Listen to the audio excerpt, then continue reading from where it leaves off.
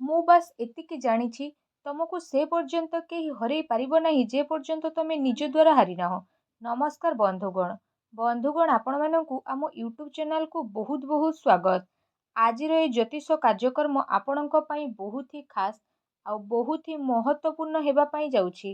କାରଣ ଯଦି ଆମେ ଆଜି ଆପଣମାନଙ୍କୁ କହିବୁ କି ଆପଣଙ୍କ ପାଇଁ ବିଶେଷ ଭାବରେ ଏପ୍ରିଲ 2024ଟି କିପରି ସାବ୍ୟସ୍ତ ହେବ, ଏପ୍ରିଲ 2024ର ମାସିକ ରାଶିଫଳ କିପରି ରହିବ, ମନ୍ଥଲି ପ୍ରେଡିକ୍ସନ୍ କିପରି ରହିବ, ନା କେବଳ କିଛି ରହିବ ସମ୍ପୂର୍ଣ୍ଣ ଇନଫର୍ମେସନ୍ ଆମେ ଆପଣଙ୍କୁ ଦେବୁ। ଶିକ୍ଷା, ସ୍ୱାସ୍ଥ୍ୟ, ପ୍ରେମ, ବୈବାହିକ ଜୀବନ, ଭାଗ୍ୟ, କ୍ୟାରିୟର, ବିଜନେସ୍ କିପରି ରହିବ ଏପ୍ରିଲ 2024ରେ, ନବଗ୍ରହ କ'ଣ ଆପଣଙ୍କୁ ଫଳ ପ୍ରଦାନ କରିବେ, କ'ଣ ନେଗେଟିଭ୍ କ'ଣ ପଜିଟିଭ୍ ରହିବ, ଏକ୍ଜାକ୍ଟ ଇନଫର୍ମେସନ୍ ଆମେ ଆପଣଙ୍କୁ କହିବୁ ଏପ୍ରିଲ 2024ରେ। ଆଉ ଶେଷରେ କିଛି ଉପାୟ ବିଷୟରେ ମଧ୍ୟ କହିବୁ ଯାହାଦ୍ୱାରା ଆପଣ ଆପଣଙ୍କର ଜୀବନକୁ ବା ଲାଇଫକୁ ପରିବର୍ତ୍ତନ କରିପାରିବେ। ଏ କାର୍ଯ୍ୟକ୍ରମ ଆପଣଙ୍କର ଜନ୍ମରାଶି ଚନ୍ଦ୍ରରାଶି ଉପରେ ଆଧାରିତ ଅଟେ। ତେଣୁ ସେ ଆଧାରରେ ଆପଣମାନେ ଏ ଭିଡ଼ିଓକୁ ନିହାତି ଭାବରେ ଦେଖନ୍ତୁ। ଏହା ସହିତ ଚ୍ୟାନେଲରେ ନୂଆ କରି ଆସିଥିଲେ ଚ୍ୟାନେଲକୁ ସବସ୍କ୍ରାଇବ୍ କରିନେବା ସହ ପାଖରେ ଆସୁଥିବା ବେଲ୍ର ଆଇକନ୍କୁ ମଧ୍ୟ କ୍ଲିକ୍ କରି ଦିଅନ୍ତୁ। ଆସନ୍ତୁ ଜାଣିବା କିପରି ରହିବ ଆପଣଙ୍କ ପାଇଁ ଏପ୍ରିଲ 2024। ଯଦି କହିବା ଆପଣଙ୍କୁ ବହୁତ ଧ୍ୟାନର ସହିତ ବୁଝିବାର ଏଠି ଅଛି, ବହୁତ ପ୍ରାକ୍ଟିକାଲି କହିବୁ। ଯେବେ ଏପ୍ରିଲ ମାସ ଆରମ୍ଭ ହେବ ତ ଆପଣଙ୍କ ରାଶିରୁ ନବଗ୍ରହର ସ୍ଥିତି କିଛି ଏହି ପ୍ରକାରର ବିଶେଷ ଭାବରେ ରହିବେ। ତ ନିହାତି ଭାବରେ ଆପଣମାନେ ଦେଖନ୍ତୁ, ଯେମିତିକି ଆପଣଙ୍କର 7th ହାଉସରେ ସପ୍ତମ ଭାଗ ହୋଇଥାଏ ଶନି ମଙ୍ଗଳଙ୍କର, ଆପଣଙ୍କର 2nd ହାଉସରେ କେତୁ, ଅଷ୍ଟମରେ ସୂର୍ଯ୍ୟ, ଶୁକ୍ର, ରାହୁ, ଆପଣଙ୍କର 9th ହାଉସରେ ଗୁରୁ। ଯଦି ଏଠି ଆମେ ଆପଣମାନଙ୍କୁ ବିଶେଷ ଭାବରେ ଏଠି କହିବୁ ତ ସବୁଠାରୁ ପ୍ରଥମେ ଆପଣଙ୍କ ସ୍ୱାସ୍ଥ୍ୟ ବିଷୟରେ କହିବୁ କି ହେଲ୍ଥର ସ୍ଥିତି କିପରି ରହିବୁ। ହେଲ୍ଥର ସ୍ଥିତି ବିଷୟରେ କହିବା ତ ସୂର୍ଯ୍ୟ ଅଷ୍ଟମ ଭାଗରେ ଯେହେତୁ ଆପଣଙ୍କର ରହିଛନ୍ତି ତ ବିଶେଷ ଭାବରେ 14 ଏପ୍ରିଲ ପର୍ଯ୍ୟନ୍ତ ରହିବେ ଆପଣଙ୍କର 9th ହାଉସରେ। ତ 13 ଏପ୍ରିଲ ପର୍ଯ୍ୟନ୍ତ ବିଶେଷ ଭାବରେ ଆପଣଙ୍କୁ ଆପଣଙ୍କ ସ୍ୱାସ୍ଥ୍ୟର ଧ୍ୟାନ ରଖିବାକୁ ପଡ଼ିବ। କାରଣ ସୂର୍ଯ୍ୟ 8 ହାଉସରେ ଅଛନ୍ତି ଆଉ ରାହୁ କେତୁଙ୍କ ସହିତ ରହିଛନ୍ତି। ତ କେଉଁଠି ନା କେଉଁଠି ଆପଣଙ୍କୁ ଧ୍ୟାନ ରଖିବାକୁ ପଡ଼ିବ। ତା ସହିତ ସୂର୍ଯ୍ୟ ଯେତେବେଳେ 9th ହାଉସକୁ ପ୍ରବେଶ କରିବେ ତ ସେତେବେଳେ ଆପଣଙ୍କର ସ୍ୱାସ୍ଥ୍ୟ ହେଲ୍ଥରେ ଯାହା ବି ଛୋଟ ମୋଟ ପ୍ରୋବ୍ଲେମ୍ ସବୁ ଚାଲୁଛି ସ୍ୱାସ୍ଥ୍ୟ ରିଲେଟେଡ୍ ସେ ସବୁ ଦୂର ହୋଇଯିବ। ଆପଣଙ୍କ ପାଠପଢ଼ା ବିଷୟରେ ଯଦି କହିବା ଫ୍ରେଣ୍ଡସ୍, ପଞ୍ଚମ ଭାଗ ଯେଉଁ ରହିଛି ବିଶେଷ ଭାବରେ ତ ଆପଣଙ୍କ ପାଠପଢ଼ାର ତ ପଞ୍ଚମ ଭାଗର ସ୍ୱାମୀ ବନନ୍ତି ଗୁରୁ। ଗୁରୁ ଆପଣଙ୍କ 9th ହାଉସରେ ବସିଛନ୍ତି।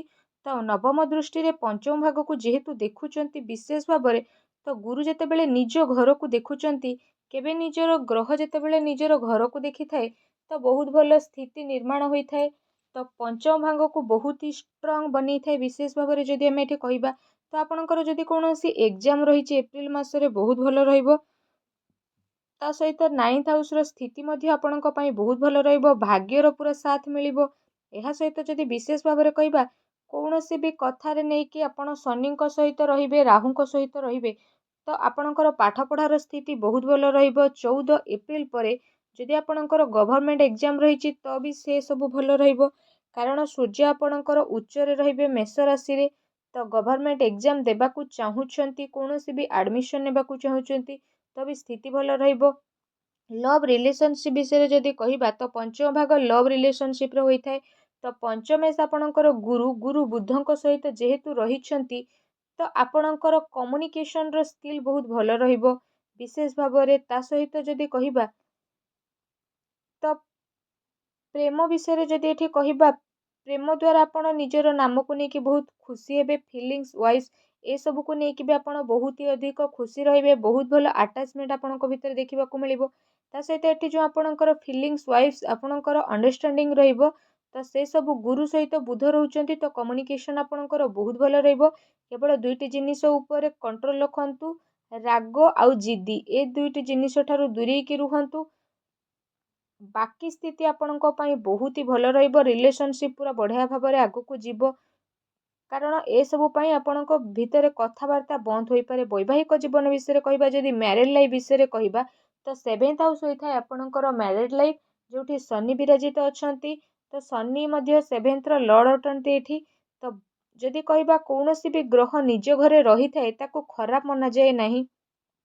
ତ ବିଶେଷ ଭାବରେ ଯଦି ଏଠି କହିବା ତ ଶନି ନିଜର ଘରକୁ ମଜବୁତ କରିବେ। ତା ସହିତ ମଙ୍ଗଳ ମଧ୍ୟ ଏଠି 7th 9th ଲର୍ଡ଼ ଯେହେତୁ ବନୁଛନ୍ତି ତ ଆପଣଙ୍କର ଲାଇଫ୍ ପାର୍ଟନରଙ୍କର ନେଚରରେ ବିଶେଷ ଭାବରେ ତାଙ୍କର ଟିକେ ଏଗ୍ରେସିଭ୍ ହୋଇପାରେ, କିନ୍ତୁ ତାଙ୍କ ନେଚର ଏମିତି ହେବ କି କିଛି ନା କିଛି ପରିବର୍ତ୍ତନ ହେବ, କ୍ୟାରିୟରରେ ପରିବର୍ତ୍ତନ କରିବେ, ବିଜନେସରେ ପରିବର୍ତ୍ତନ କରିବେ, ବହୁତ ବଡ଼ ବଡ଼ ଆଇଡ଼ିଆ, ବହୁତ ବଡ଼ ବଡ଼ ଡ୍ରିମ୍ସ ଆପଣଙ୍କର ଲାଇଫ୍ ପାର୍ଟନରଙ୍କ ନେଚରରେ ବିଶେଷ ରୂପରେ ଯଦି କହିବା ଦେଖିବାକୁ ମିଳିବ। ତ ମ୍ୟାରେଡ୍ ଲାଇଫ୍ର ସ୍ଥିତି ଆପଣଙ୍କର ବହୁତ ହି ଭଲ ରହିବ। ତା ସହିତ ଆପଣଙ୍କର ଯେଉଁ ଲାଇଫ୍ ପାର୍ଟନର 7th ଭାଗରେ ଆପଣଙ୍କର ରହିବେ, ତ ତାଙ୍କ ଭିତରେ ଜିଦ୍, ଛୋଟ ଛୋଟ କଥାରେ ଫ୍ରଷ୍ଟ୍ରେଟ୍ ରହିବା, ଶୀଘ୍ର ରାଗିବା ଏସବୁ ସ୍ଥିତି ଦେଖାଦେବ। ଯଦି ଆମେ ଏଠି ସବୁଠୁ ମହତ୍ତ୍ୱପୂର୍ଣ୍ଣ କହିବା ଭାଗ୍ୟ, କ୍ୟାରିୟର, ବିଜନେସ୍ ବିଷୟରେ, କି ଭାଗ୍ୟ, କ୍ୟାରିୟର, ବିଜନେସ୍ କିପରି ହେବ, ଭାଗ୍ୟର ସ୍ଥିତି 9th ହାଉସକୁ ଆମେ ଦେଖିଥାଉ। ତ ବିଶେଷ ଭାବରେ କହିବା 9th ଲର୍ଡ଼ ବନନ୍ତି ଆପଣଙ୍କର ଏଠି ମଙ୍ଗଳ, ଆଉ 10th ରହିଲା ଭିନସ୍। ତ ମଙ୍ଗଳ ଏଠି ଆପଣଙ୍କର ରହିଛନ୍ତି ବିଶେଷ ଭାବରେ 24 ଏପ୍ରିଲ ପର୍ଯ୍ୟନ୍ତ। ତ ବିଶେଷ ଭାବରେ ଯଦି କହିବା 24 ଏପ୍ରିଲ ପର୍ଯ୍ୟନ୍ତ ଶତ୍ରୁ ଘରେ ରହିବେ, କେନ୍ଦ୍ରରେ ରହିବେ, ତ ଭାଗ୍ୟର ସାଥ ଆପଣଙ୍କୁ ବିଶେଷ ରୂପରେ ପ୍ରାପ୍ତ ହେବ। ତା ସହିତ ଏଠି କହିବା କି ତରତର ହୋଇକି କିଛି ବି କାର୍ଯ୍ୟ କରନ୍ତୁ ନାହିଁ, କାହାକୁ ବହୁତ ଅଧିକ ବିଶ୍ୱାସ କରନ୍ତୁ ନାହିଁ।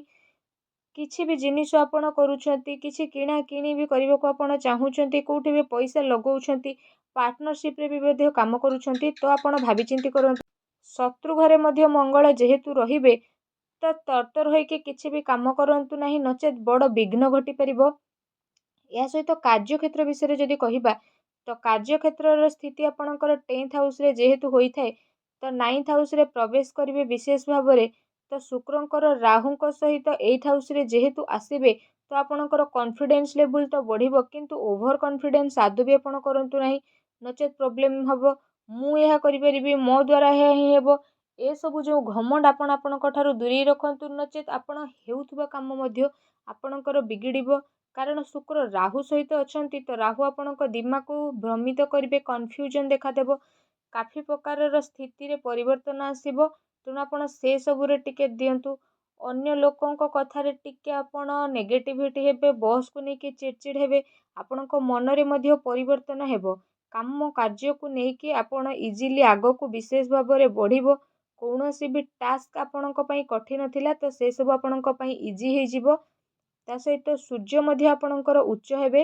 ତ 14 ଏପ୍ରିଲ ପରେ ଆପଣଙ୍କୁ ଆପଣଙ୍କ କାମ କାର୍ଯ୍ୟରେ ଆସାନୀରେ ଆପଣ ଆଗକୁ ବଢ଼ିବେ। କୌଣସି ବି କାର୍ଯ୍ୟ ଆପଣଙ୍କର ଅଟକିକି ରହିଛି, ତ ସେସବୁରୁ ଆଗକୁ ବଢ଼ିବେ। ଏହା ସହିତ ଯଦି ବିଜନେସ୍ ବିଷୟରେ କହିବା, ବିଜନେସ୍ର ସ୍ଥିତି ଆପଣଙ୍କ ପାଇଁ ବହୁତ ହି ଭଲ ରହିବ। ଶନି ଆପଣଙ୍କ ପାଇଁ ବହୁତ ହି ଭଲ ରହିବେ, କାରଣ 8th ହାଉସରେ ଯେହେତୁ ଆସିବେ, ତ ଛୋଟ ମୋଟ କମ୍ପ୍ଲିକେସନ୍ ଆପଣଙ୍କର ଦେଖାଦେବ, କିନ୍ତୁ ବାକି ସ୍ଥିତି ଭଲ ହେବ। ଚିନ୍ତାଧାରାରେ ମଧ୍ୟ ବହୁତ ବଡ଼ ପରିବର୍ତ୍ତନ ଆସିବ, କିଛି ନା କିଛି ଏ ମାସରେ ଆପଣ ବଡ଼ କରିବେ। ଏବେ ତ ସବୁକିଛି ଆମେ କହିଲୁ, ଏବେ ଉପାୟ ବିଷୟରେ କହିବୁ। ସୂର୍ଯ୍ୟଙ୍କ ବୀଜ ମନ୍ତ୍ରର ଜପ କରନ୍ତୁ। ଓଂ ହ୍ରାଂ ହ୍ରିଂ ସଂ ସୂର୍ଯ୍ୟାୟ ନମଃ ଏ ମନ୍ତ୍ର ଜପ କରନ୍ତୁ। ମଙ୍ଗଳଙ୍କର ବୀଜ ମନ୍ତ୍ରର ଜପ କରନ୍ତୁ। ତା ସହିତ ସକାଳୁ ପ୍ରତ୍ୟେକ ଦିନ ସୂର୍ଯ୍ୟଙ୍କୁ ଜଳାର୍ଘ୍ୟ ଅର୍ପଣ କରନ୍ତୁ। ଏହାଦ୍ୱାରା ସବୁ ନକାରାତ୍ମକ ଶକ୍ତିର ବିନାଶ ହେବ, ଆଉ ଆପଣଙ୍କୁ ଶୁଭ ଫଳ ମଧ୍ୟ ପ୍ରାପ୍ତି ହେବ। କେମିତି ଲାଗିଲା ଭିଡ଼ିଓ ଆମକୁ କମେଣ୍ଟ କରିକି ନିହାତି ଜଣାନ୍ତୁ। ଚ୍ୟାନେଲରେ ନ ଆସିଥିଲେ ଚ୍ୟାନେଲକୁ ସବସ୍କ୍ରାଇବ୍ କରନ୍ତୁ, ଆଉ ପାଖରେ ଥିବା ବେଲ୍ ଆଇକନ୍କୁ ବି କ୍ଲିକ୍ କରନ୍ତୁ। ଧନ୍ୟବାଦ।